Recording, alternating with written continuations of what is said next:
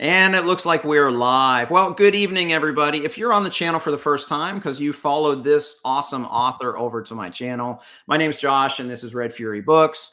I'm really excited to just have a little conversation here. I called it author interview, but we're just going to kind of chat about books, and especially this book, and we're going to talk about the craft of writing and all of those kinds of things. But just want to welcome you here to Red Fury Books. We're going to talk with A.R. Witham. Andy, I'm so happy that you were on the channel, and I just want to welcome you. I think this is the first time you've been on the channel.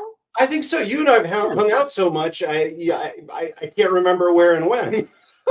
Right? Yeah. So, but I think this is the first time you've actually been on the channel. Right. Thank you very much for having me. And more importantly, thank you for everything that you have done for this book. In case you don't know, Josh, for some reason, agreed to be an alpha reader for this book way back when. And his contributions to the story are innumerable and invaluable.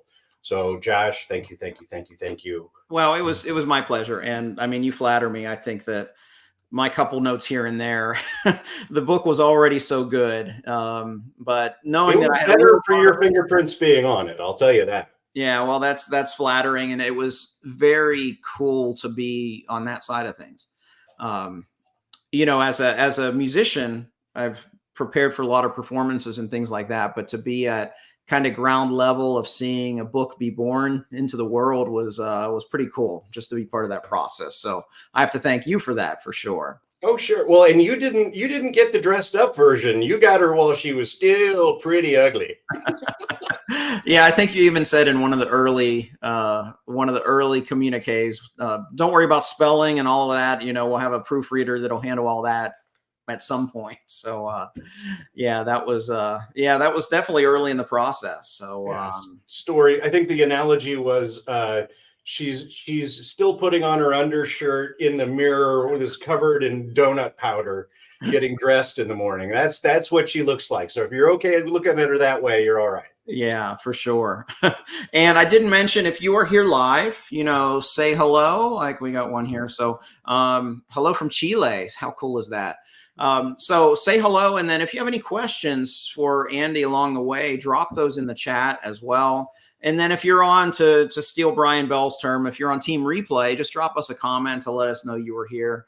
And I hope that through this, you know, a lot of people will discover this new book. So how long's the book been out officially? Oh boy, I think we're looking at 20 days. 20 about days. 20 at this point. Yeah. And it's been a blast watching it. It's so cool. Like, you know, this as a musician, you get it in the applause, right? That immediate response from the audience that kind of bubbles up, and you can tell how you did. And with a book, it's like, and wait. Yeah. And so like every review that comes in, I'm just like, what is that? Oh, okay. And it's so delightful seeing people's reaction to it. Well, it looks like the reaction has been very positive. I was on Goodreads a couple of days ago, and it was like a 4.6 or something like that was the average rating. So a lot of people are really enjoying this book, and I'm sure that has to be just a great feeling. Yeah, and I'm way more into the comments than I am into the star ratings. You actually went through this with the star ratings. Yeah, it's a 4, it's a 5. Okay, once we get down into 3 territory, I said, okay, what did I miss for them? But it's kind of the numbers.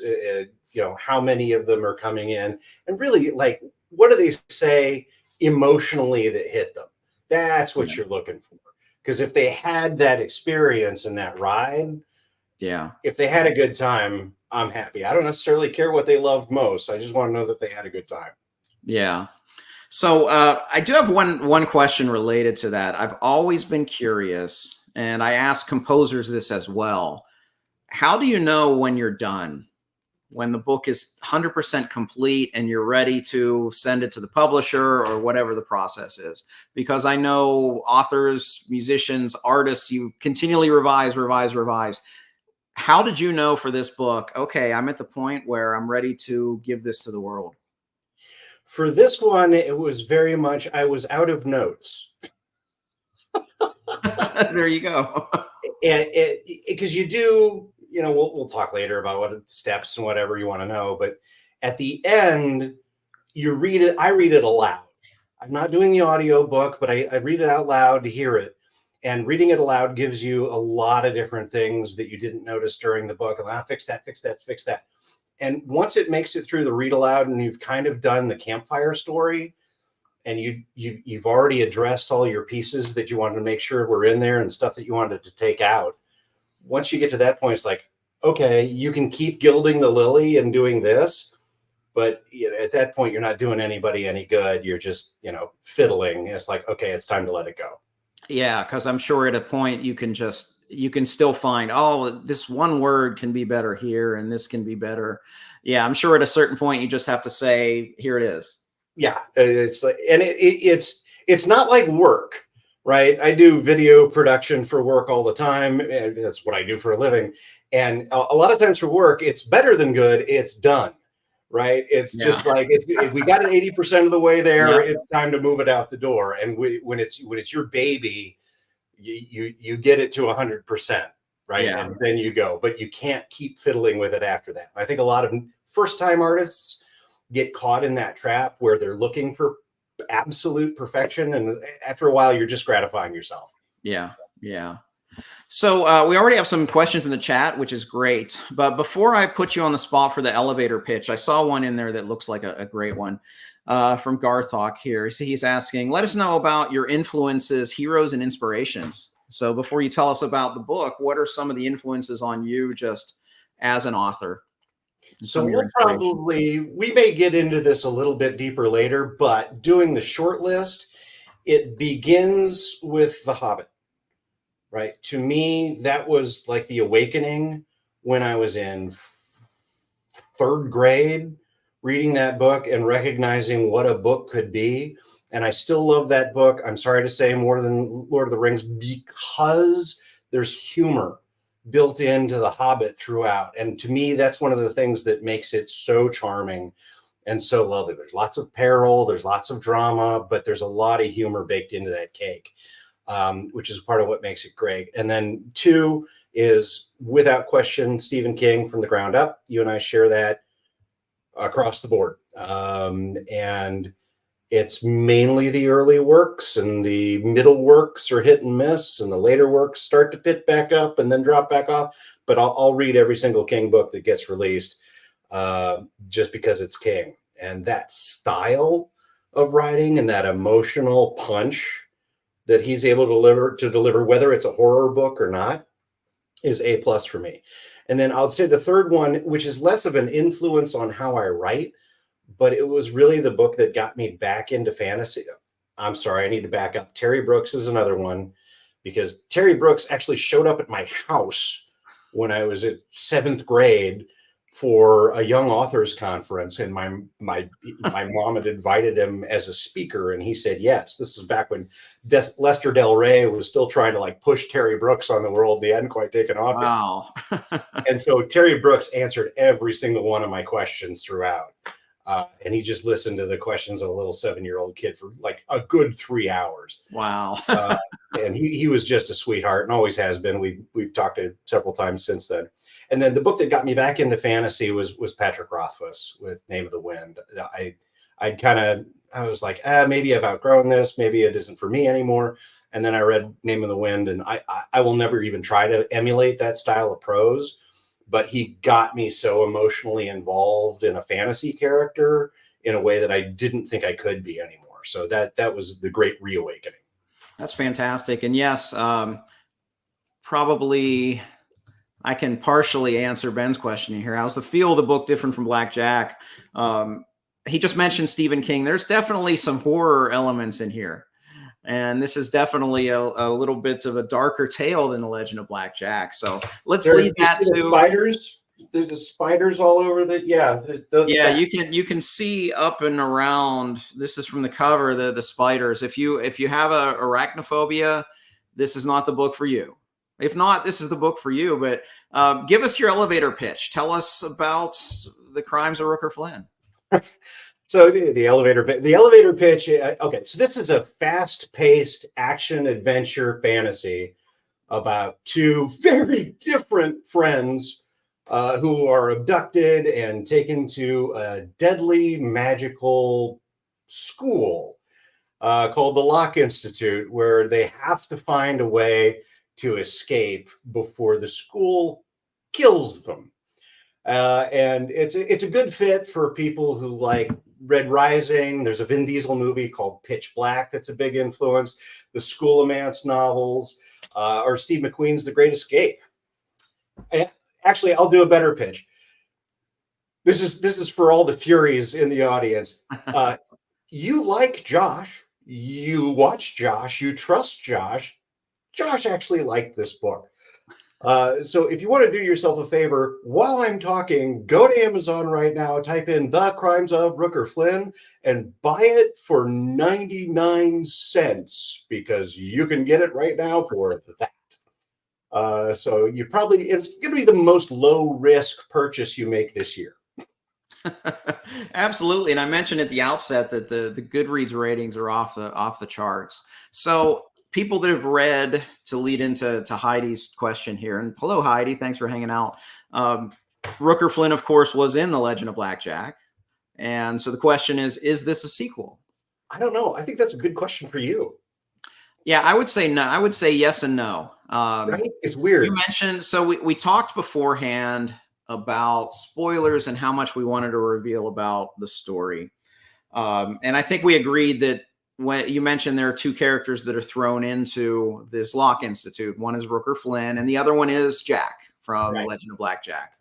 Spoiler! Oh my gosh! And Jack, I didn't put that in my Goodreads review just because I'm super sensitive for spoilers. Most people are not. We talked about this on the Discord. I think the cat's out of the bag, brother. Yeah, I think at this point. So I just put there are dual protagonists, and that's kind of what it feels like, where you get Rooker. This is Rooker Flynn and Jack's story as they're both thrown into this Locke Institute. Yeah.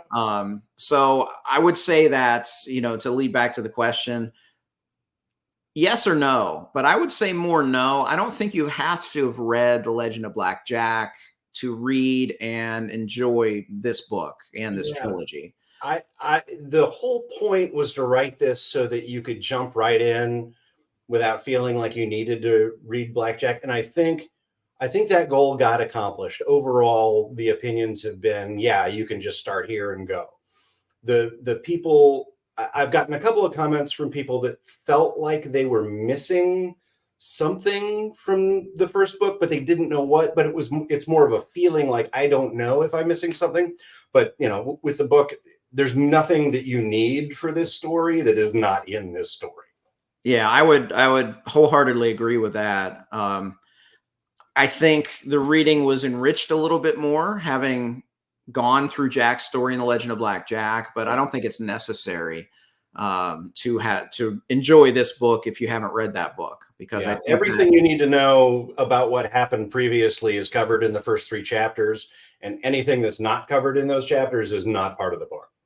Yeah, and especially because, Jack's growing up, so he's turning into a different person than the very young kid that he was in the first book. So that plays into it as well. So yeah, which gets to Ben's question. Yeah. So yeah, how's the feel of the book different? I mean, it's obviously darker. You have some scary. They're not called spiders, but they're basically spiders. They're spiders. How is I feel like Josh really needs to weigh in on this, because his opinion will matter more than mine, since mine's all inside baseball. But to me, the difference is the difference between being 14 and being 16, right? I think that's very valid, because I think Blackjack felt almost, it had kind of YA-ish vibes. Oh yeah. And this does not at all. Except for all of the themes that are involved in the book, like the school, the domineering person who's in charge of your life, the rules that you have to follow, rebelling against, everything that's been put in front of you. It's like Red Rising. All of the themes of YA are there. It's just addressed in a nastier way. Yeah, and it's definitely a lot darker in tone. Very dark at times. But I think every time, like both Esme and I, when we were typing in our notes on the doc, it was just like, oh, that was dark, but I'm here for it. Right. We're typing that several times. Well, and the other thing for Ben, you know, especially, is like you get done. I feel like I accomplished what I wanted to do with Blackjack and a YA coming of age story. And if all I did was come back and recycle all those characters again and say, okay, and now we're off on another adventure, and you know, I don't know that I would bring a lot to it. So to me, having the first book has knights and honor, and we're talking about father figures and aspirational, right? With the next book, we're talking about friendship, we're talking about trust, betrayal, being under the control of someone else, and there is no such thing as nobility. This is a completely criminal environment, and everyone is out for themselves. So it's more like real life. Yeah, the setting definitely influences the entire tone of this story. And it's I really enjoyed the world building aspects of the Locke Institute. And again, I'm spoiler sensitive, so I don't want to reveal a lot of them, but you'll have fun discovering, well, some maybe not fun, you'll be horrified at times, but you'll enjoy the process of discovery of learning about kind of this institute that they're in, with a really, really evil antagonist.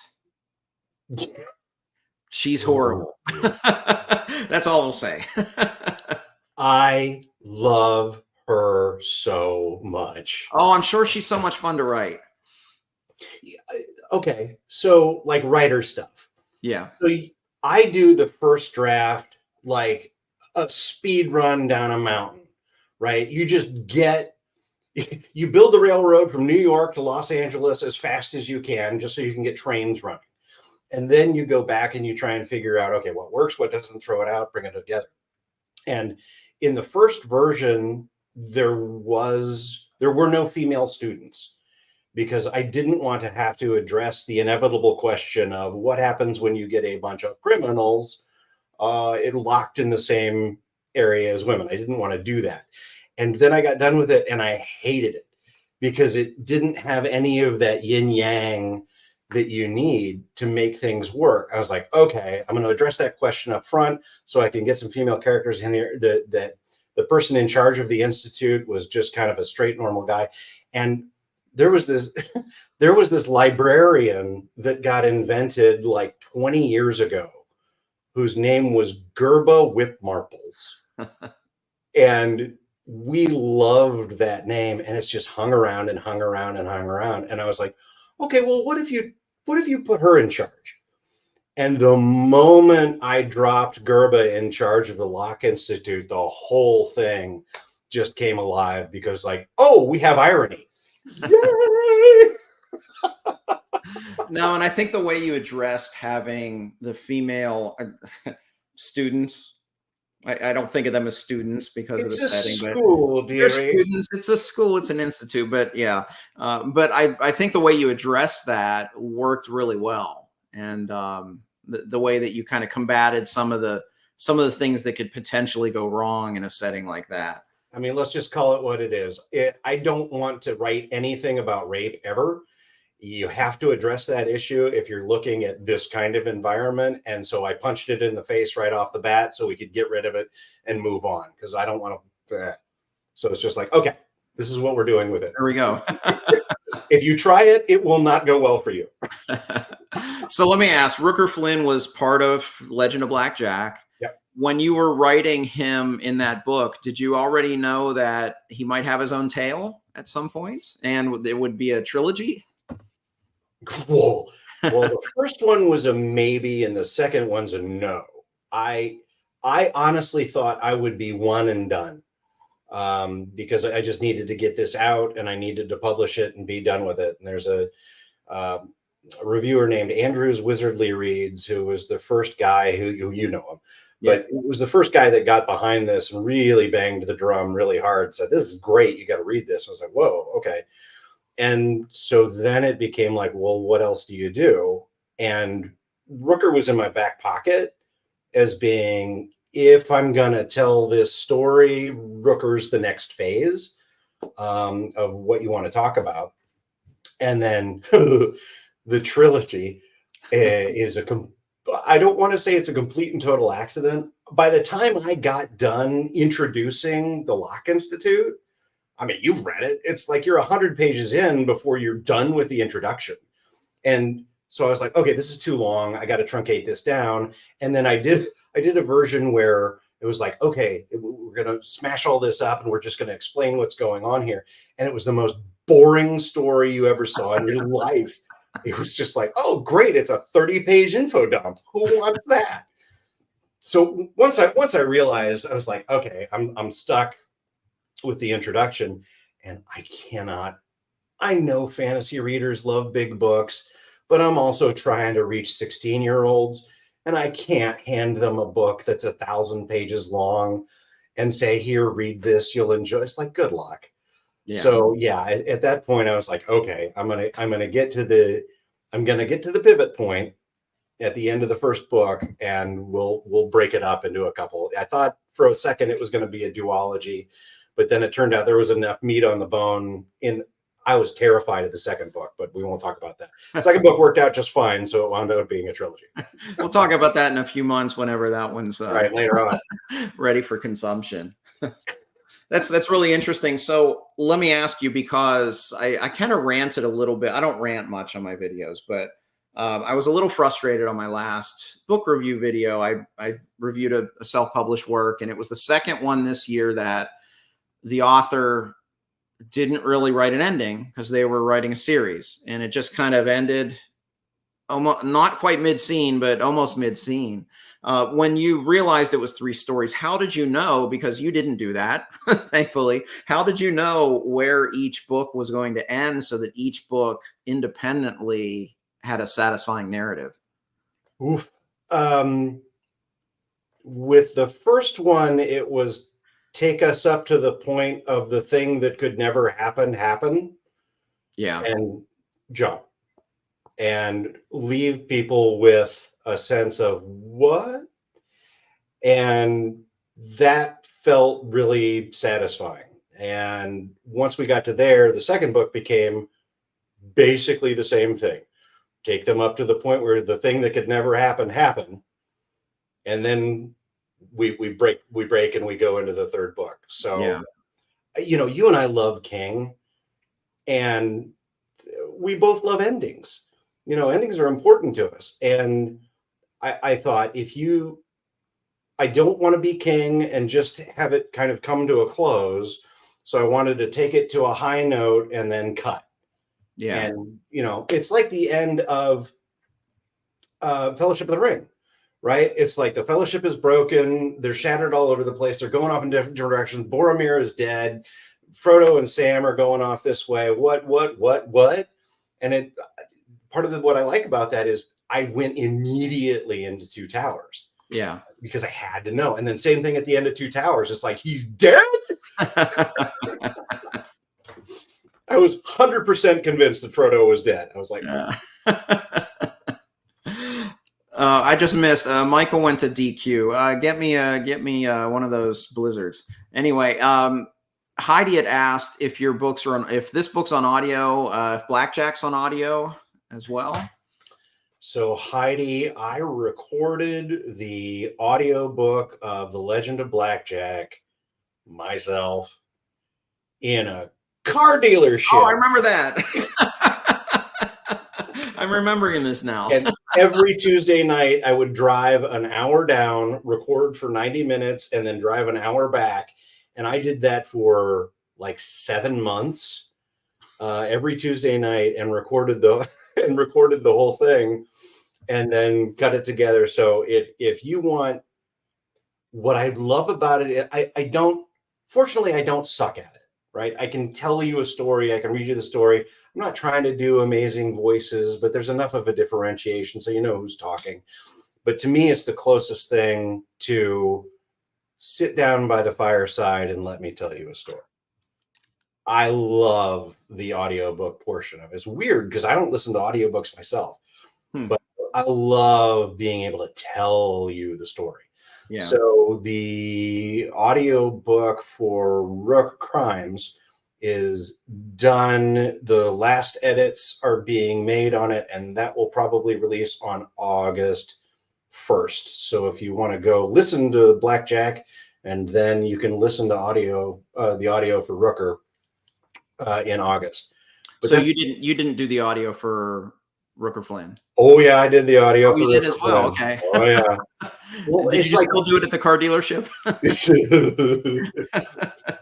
This time around, I've got a concrete basement that has concrete walls on 3 sides, which worked out pretty well, except for the sump pump. And I got an audio set up, and I put together a rig, and it came together pretty well. Okay. And it's amazing what you can do with filters to get rid of background noise. And as long as you're a professional and you record your 10 seconds of room tone when you start, so that you've got room tone to put in the background, it works out pretty well. And then, like with everything else, it all comes down to the editing, right? No actual performance is any good until it gets chopped up and put into manageable pieces that work. Same thing with, I think music and acting live on stage are the only things that don't require editing. Yeah. So it's interesting. I'm glad that you're doing the audiobook because, I mean, I've heard some of your chapters. You're obviously very good at it. But beyond that, for me, one thing that I'm always reluctant as an audiobook listener is that I fear sometimes that the narrator is an intermediary voice between me and the author.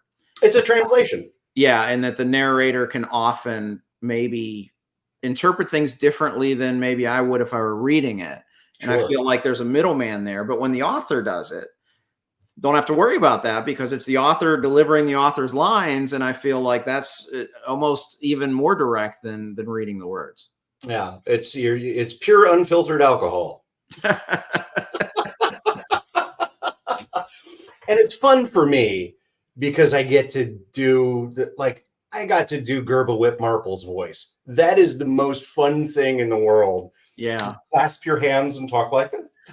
And it's just great. And it taps it. You've got that performing bug, right? And authors don't get that. Authors were removed. We're going to put you the words on the page and we're going to type you out this thing and we're going to make it look as good as we can. But we don't perform for you. Yeah. And being able to perform the audiobooks is a treat. It's like a victory lap for me, really. Yeah, for sure. Hey, it looks like we got a purchase along the way. Garthak's like, cool. Garthak's like, Boromir is dead. Oh yeah, Boromir is dead. It's only when was it? 50, 60-year spoiler. Too soon. Yeah, I do as well. Just recording at the dealership. It's amazing the things that we do to kind of suffer for our art. Yeah, right. The things that we do. I remember, as a just quick aside, as a music educator, I had a student that was determined one year that he was going to make All-State the next year. And his parents told me when we came back in the fall, they were at the beach and he was in his room practicing like all day.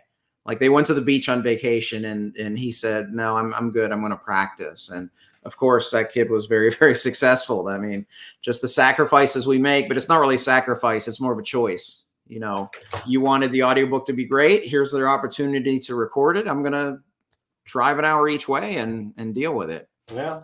Well, and remember, I'm Scottish, so I'm cheap. So I didn't want to pay anyone to do it.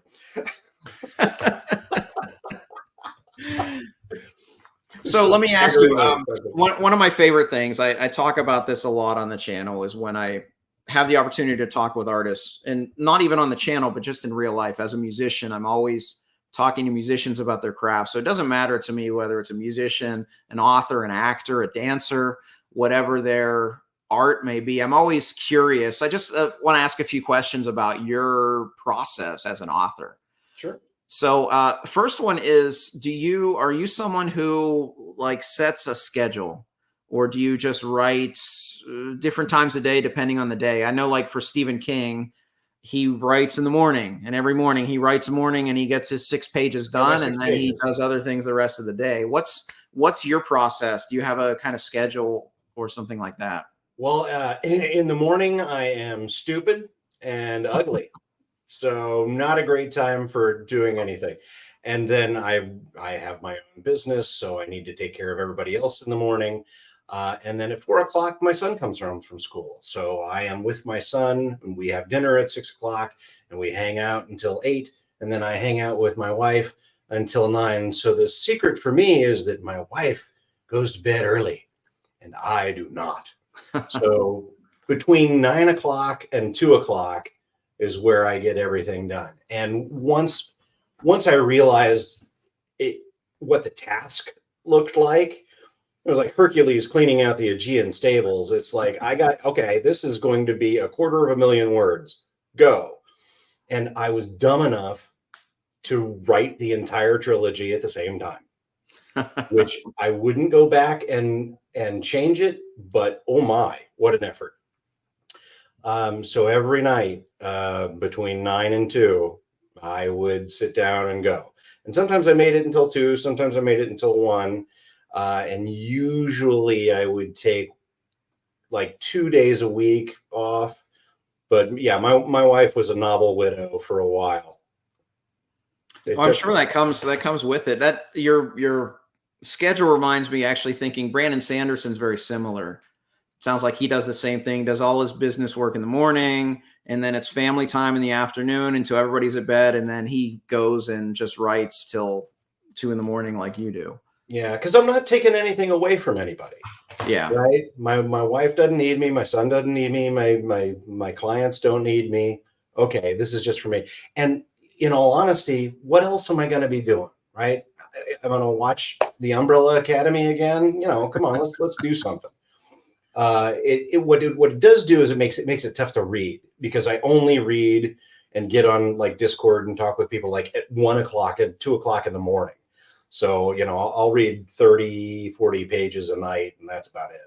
But thanks to the book community, I have all of these great recommendations, and about 85% of them pay off. So that's fantastic, because it saves me a ton of time. Yeah, you probably have more recommendations than you need. Oh, all of us have it's Joe. Joe, you and I are going to do a video about Umbrella Academy.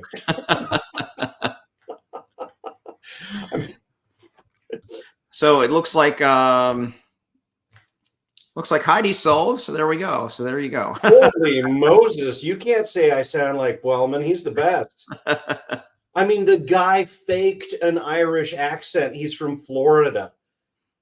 The entire book, I thought he was Irish.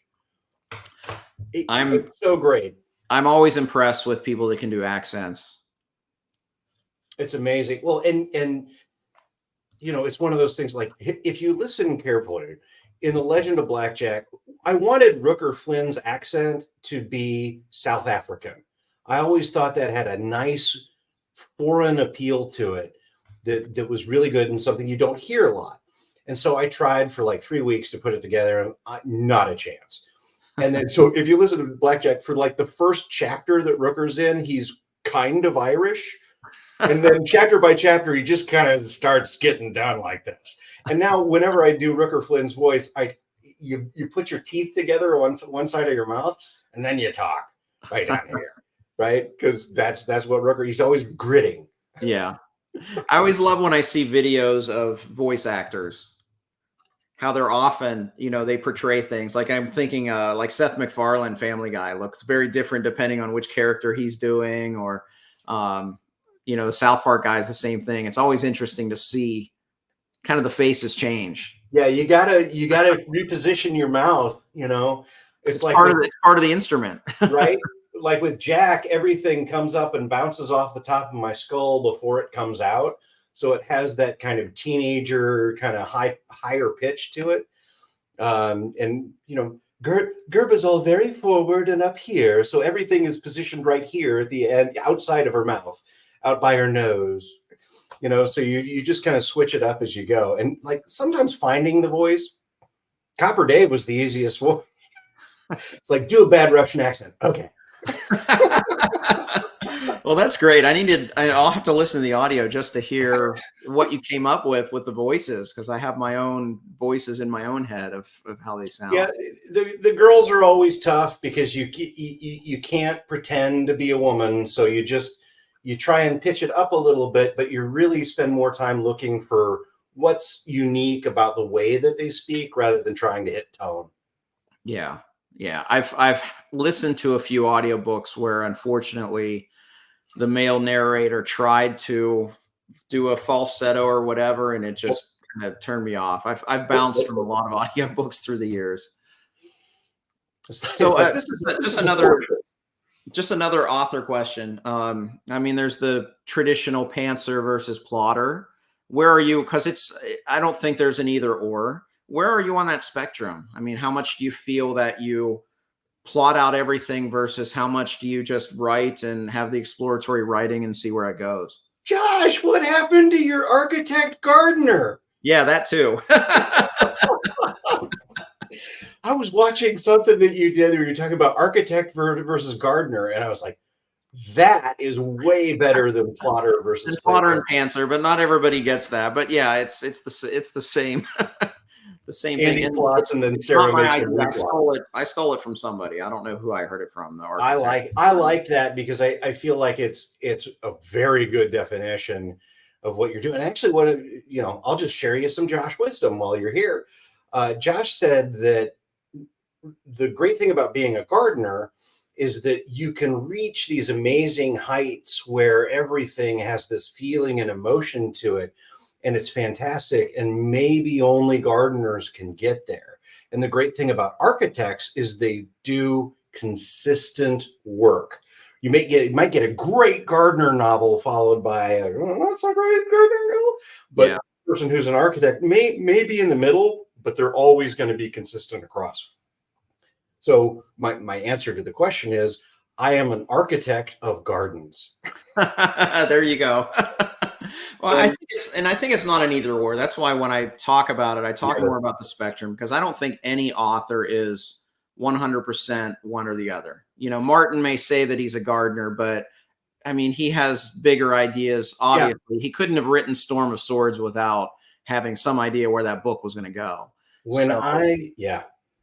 So, I mean, it is a spectrum, but yeah, I mean, I always think about that. And I do think the gardeners, the ones that have more of that in their DNA, are the ones that can reach the most high artistic heights, but they are also the ones that sometimes swing and miss. And I think Stephen King is one of those where he goes for it and he'll hit that high ceiling and he'll write one of the best books you've ever read. And then he'll swing and miss and you just shake your head at the end. But or he'll write the best book you ever read and then he'll write another 200 pages of it. Yeah.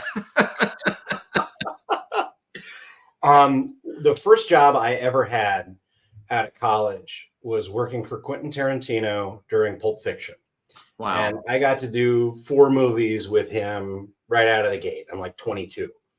And one of the things that I saw, he and I had a lot of conversations about, actually, Quentin Tarantino knows Gerba Whipmarples' name.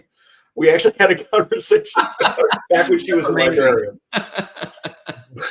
But one of the great dynamics was that Quentin had a producer for many, many, many years named Lawrence Bender, who actually was a dancer. But Quentin has this very kinetic, frenetic energy all the time. And Lawrence was the yin to the yang. So Lawrence would come in and say, okay, it's 8 o'clock. By noon, you need to have these 2 scenes done.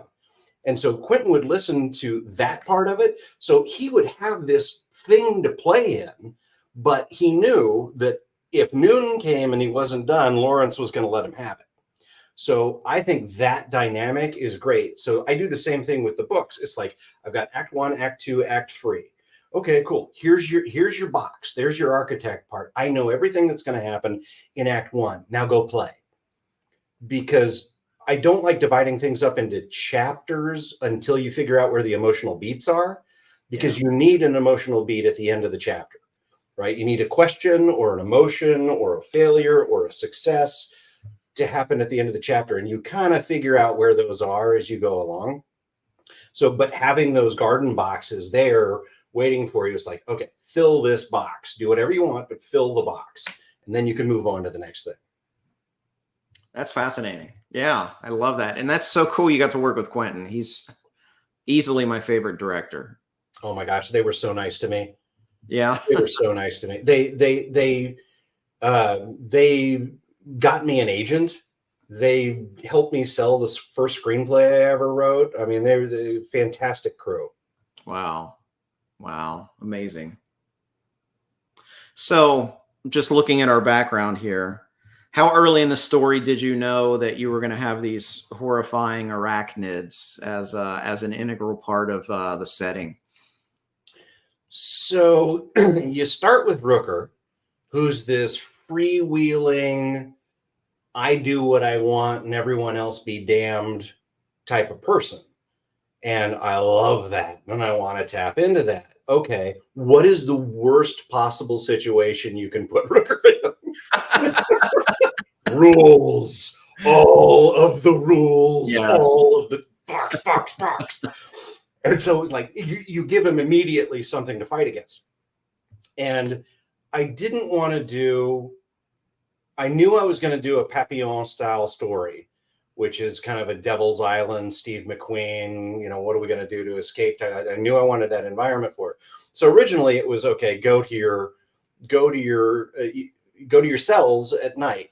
And you're going to have to sneak out of the cells and you're going to have to do some sneaky nighttime stuff. And then it became, that's boring. This is a fantasy novel. What else are you going to do? And so at that point, the Schick got introduced. And then it was, okay, at night, you put yourself in the cell because if you're out of the cell, the Schick are going to get you.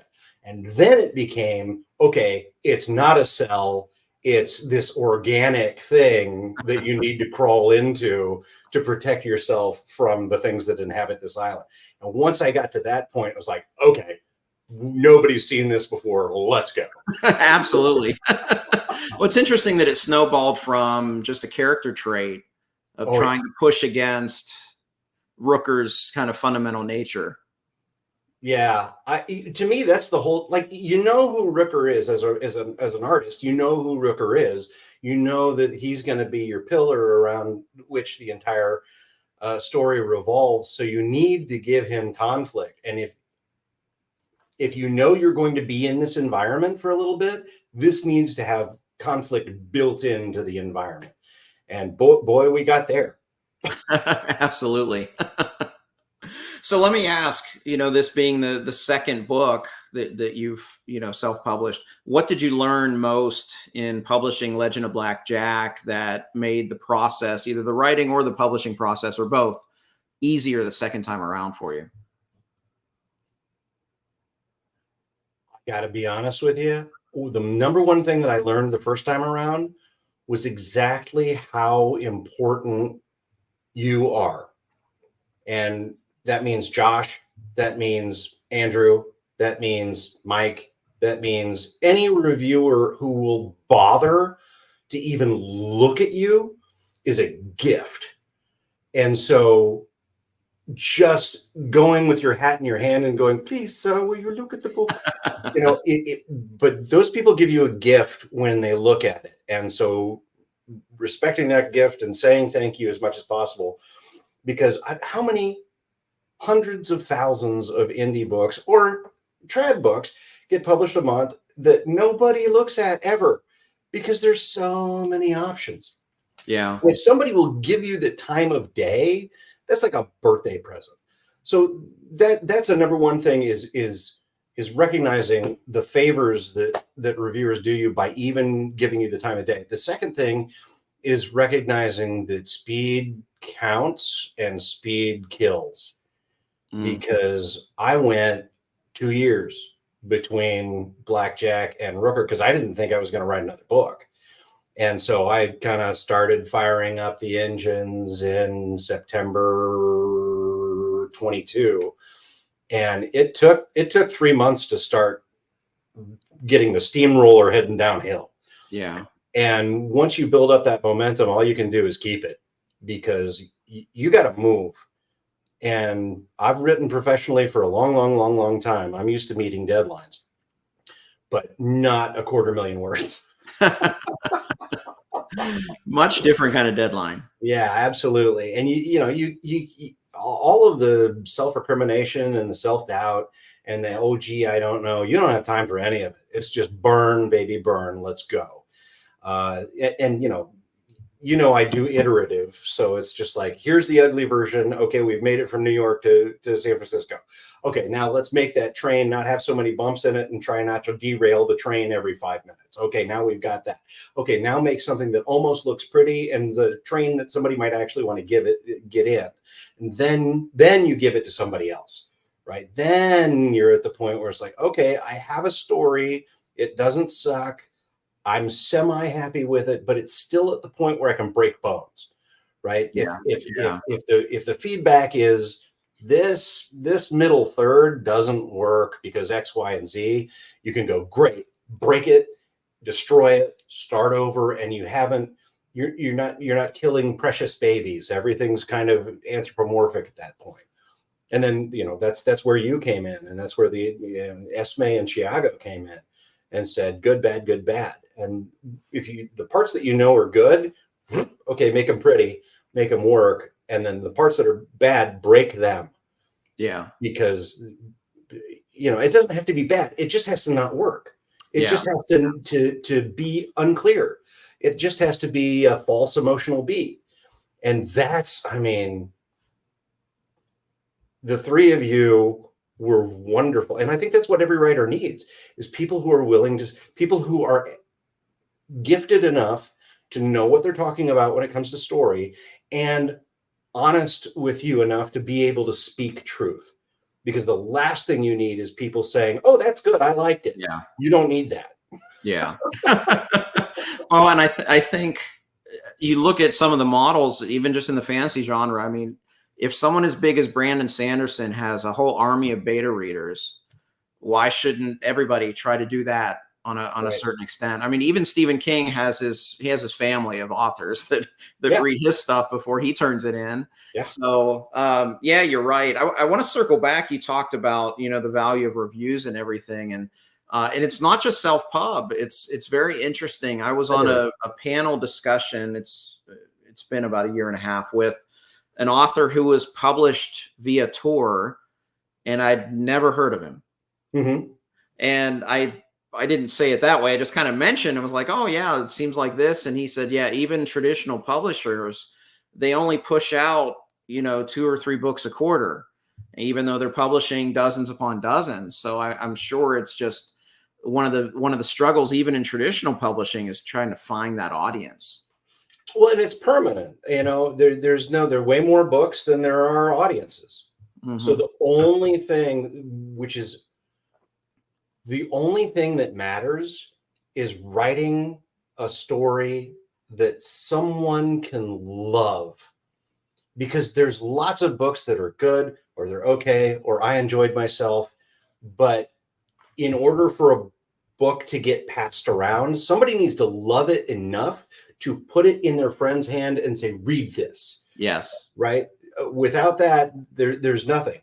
And, I was shocked that people were willing to do that with, I'm a hardened veteran, right? I thought nothing, no chance. And then people started handing it around. And I was like, what is happening? So, and then you kind of tighten up and you're like, what am I supposed to do now? But yeah, any artist is utterly dependent on the audience.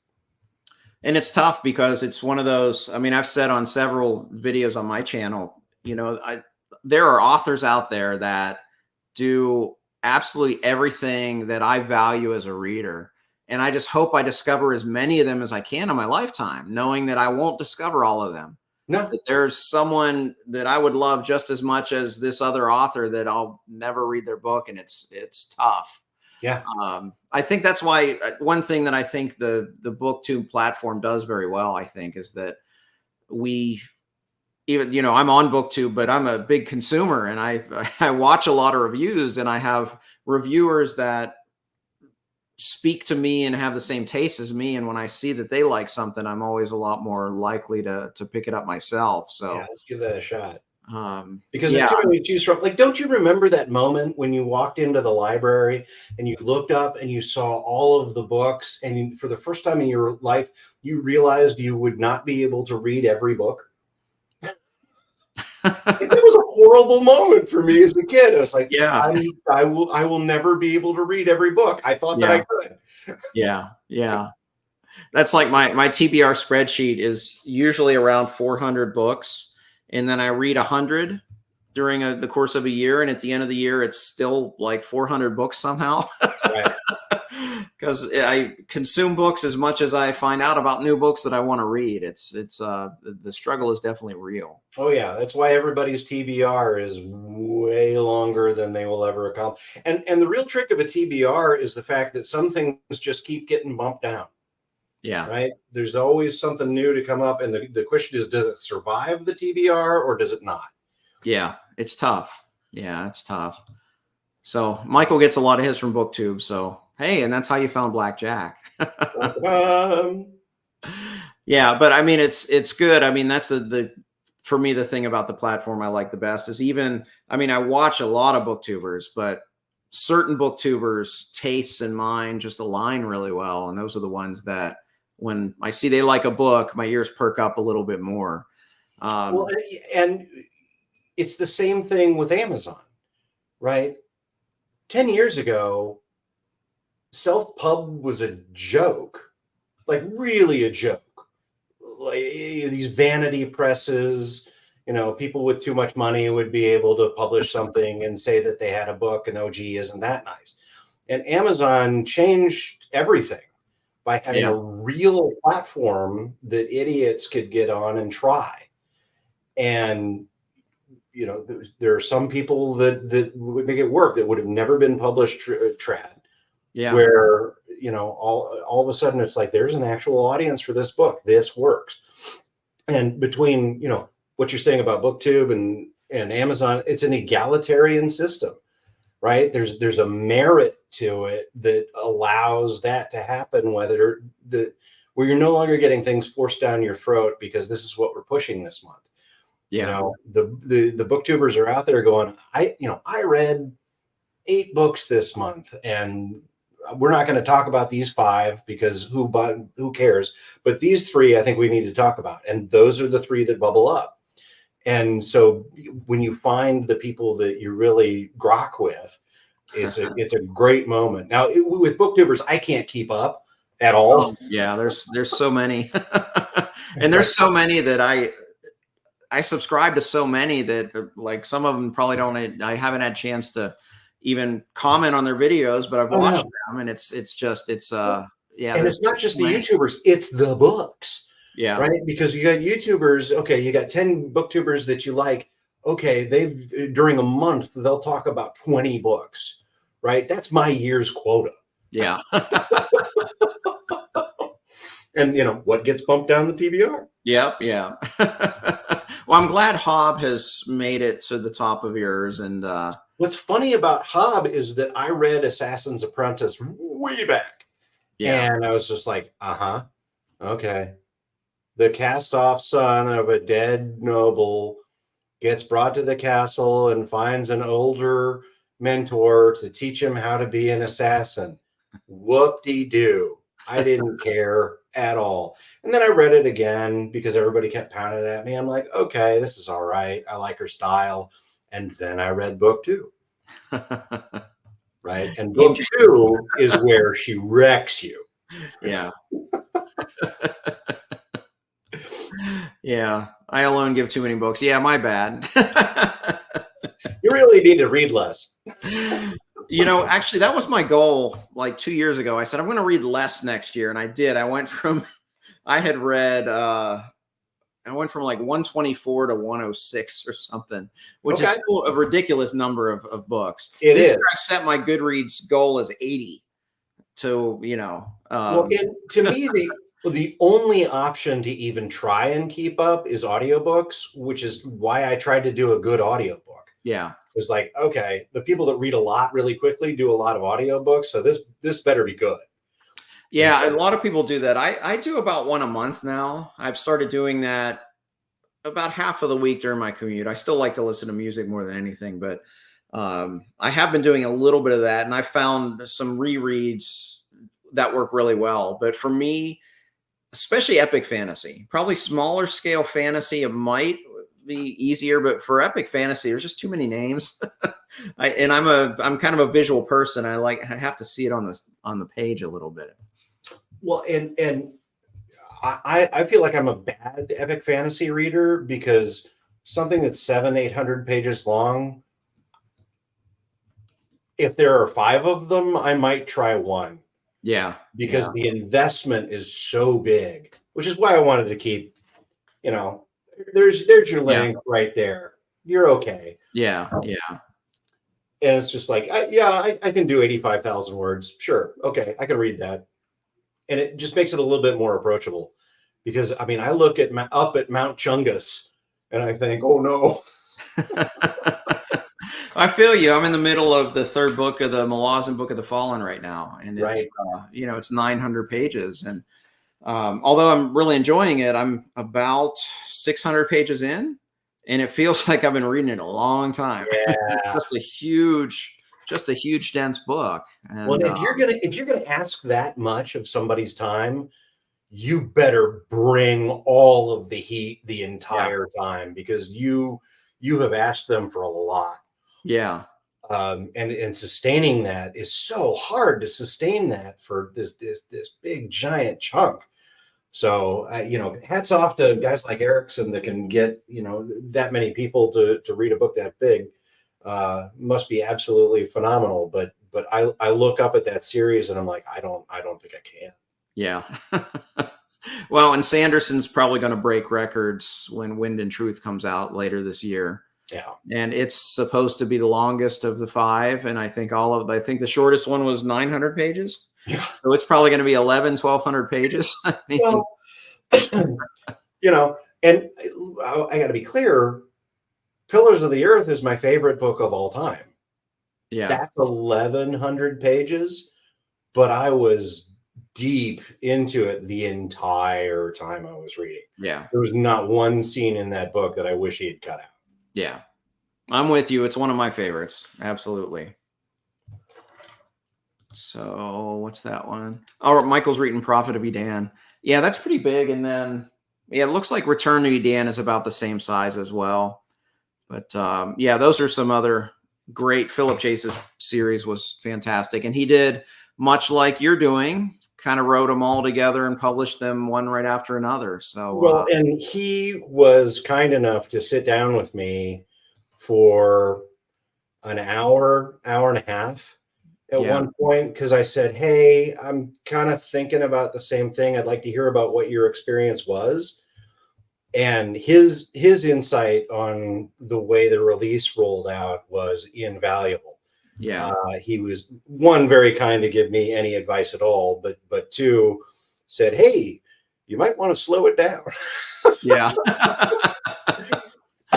Because one of the most interesting things that he said was, you get all of these people going, I'm not going to start this series until the last book is finished. People say that all the time because they've been burned. Okay, Rothfuss, I'm not going to get mad at him. But, gee, I'd like to read that 3rd book. Same thing with Martin. And I understand why people are like that. But he said when he released the 3rd book, there was no pickup at all of people, suddenly coming to the 1st book and going, okay, this is done. He's like, there's no magic finish line where people are going to go, okay, you're good. So he's like, give it time to simmer. Give it 6 months between a book. That's good. And I'm sure it's that frenetic pace was probably had to be stressful going through all the, as a self-published author, you have so much more you have to do it's not where you turn it into your publisher and then they do their thing and it comes out. You have to do all the things. All of the things. The proofreading, the print check, the making sure that the cover's right, making adjustments because everything's wrong, right? You get your print proof and then you go through the print proof yourself and you find out, oh, wrong. You send it out to the ARC readers. The ARC readers find mistake, wrong, fix it. And like, it's just this never ending list. And I had forgotten how much effort happens after the book is done. right? Because Blackjack, it was like done, ready to go in March when I released it, and it released in, I think, late May. So it was 2 months where I had nothing to do. And with this one, it was just like, oh, go. I mean, I was making final adjustments the day before the book came out. So it's just like, Wow. But it's all on you, right? Yeah. And the last thing you can afford to do is feed in to that indie stereotype where you get, error.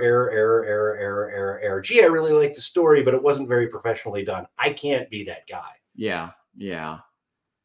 Yeah. I've unfortunately read a few of those. I don't always, I've had some self-pub books that I haven't talked about on the channel, and it was for reasons like that, where the typos and the spelling and the things like that just reached a tipping point where I just couldn't go on because I just couldn't immerse myself in the story. And I usually just don't talk about those, but I usually do email the author like, hey, I found these typos here and I found this here and there. And I guess that's one good thing about self-pub is that you can make those adjustments a lot easier than if it's traditionally published. Oh yeah. Yeah. And once it's printed, it's done. You're not going back. And every book has errors. I mean, I don't think they've absolutely ever produced I was perfectly. Memories of Ice, I found a typo yesterday. Yeah, it's like it's okay. Yeah. It's a question of how many. Yes. And if it gets to the point where it interferes with the reading experience, you lose. I read a 10 pages in and you have a dozen typos. That's a problem. Well, and I read one where I got to chapter 3 and it was like, okay, that's the 10th malapropism. I'm done. Yeah. Yeah. Hey, Daniel. Yeah, and that's the one thing. I was on Beard of Darkness's channel the other day, and I saw that one. One of the things we talked about at the end was, he had asked about like any advice I would give to self-published authors. And my biggest one was just get people to read your book before it's out, as much as you can. Not all authors will be able to maybe hire, developmental editors and things like that, but you can at least get some eyes on it to find those typos and things like that. Even if it's just family members. Actually, I read a book where the author credited it was like his niece or something as his proofreader. And I emailed the author. I said, this is the first book I read all month and I didn't find a single typo. So hats off to your niece. So it's, it is one of those. It's when you're kind of your whole team, you have to just kind of enlist some others, whether you hire them or just, yeah. And help. if you're self-pubbing, if you're going to spend money on anything, it's a proofreader. Yeah. The proofreader is non-negotiable because you can try as hard as you want to and you won't catch. You'll still wind up with 30. Yeah. Yeah. Well, yeah. I mean, you even see that traditionally published, and how many eyes are on those books? I mean, whole teams and whole departments. And so if it can get through, it's certainly forgivable sins. Yeah. Well, and when you're writing the story, like for me, all I care about is what you are feeling in that moment. And the goal is for you to escape yourself. And instead of being you're them for a moment. And you have their concerns and you are deeply invested in their world. And pulling somebody into that little kind of semi-hypnotic state is this very delicate thing. And if you put a speed bump in there, one speed bump will throw them out for another 3-4 pages until they can get back in. And so when you're weaving that spell, the last thing you want is somebody, opening the door and go, hey, anybody in here? Yeah. No, I mean, that's 100% true, because I know just as a reader, one of my absolute favorite things is just the immersion factor. When I'm in a book and I don't think about anything else, and then I look up and I've been reading for an hour. And that immersion factor, I mean, it's got to be a tough thing for an author, but it's kind of the ultimate goal for a lot of us as readers. Yeah. And with Rooker, it's like Rooker's not a good person. at all. But I do want you to crawl inside his skin and be in his head and feel like you are him for a little bit in your emotions, because people talk about fantasy readers and escapism.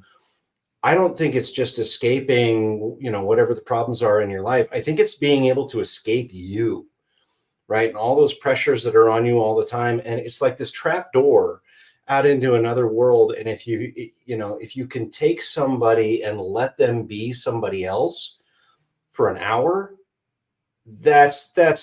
I love that as a reader. When you get lost and you disappear, that's the absolute best. Yeah, and I think a lot of times too with characters like Rooker, who, let's just say he's morally ambiguous. Let's put it that way.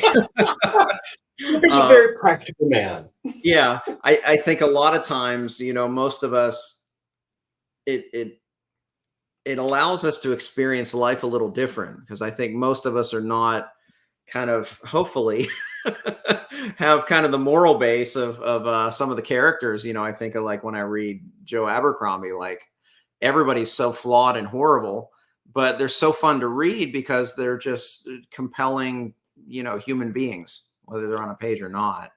Well, and there's a vicarious joy to be had in being allowed to be somebody who you would never be allowed to be in real life, because the consequences are disastrous. Yes. But all of us have a will to evil. All of us have a selfish side that we refuse to indulge. And that's where the joy comes in, of being able to experience those emotions and those feelings and those actions without suffering the consequences. So, it's like that video game thing where I'm going to go into the video game and I'm going to shoot a whole bunch of guys.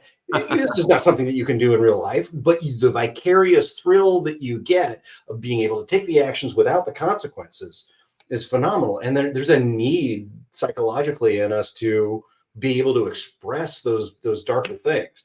So that's a pile of fun with Rooker and a lot of the people around Rooker, where it's just like, you get to be bad. Mm-hmm. And there is, if you weren't here earlier, the big thing, there's definitely a tonal, I wouldn't say shift, but this is very different tonally from Legend of Blackjack, and it's a lot darker, and it's a fantastic book. And I can say, having read at least the early versions of the trilogy, if you've read this book or you plan to read this book, just wait. That's all I'm going to say.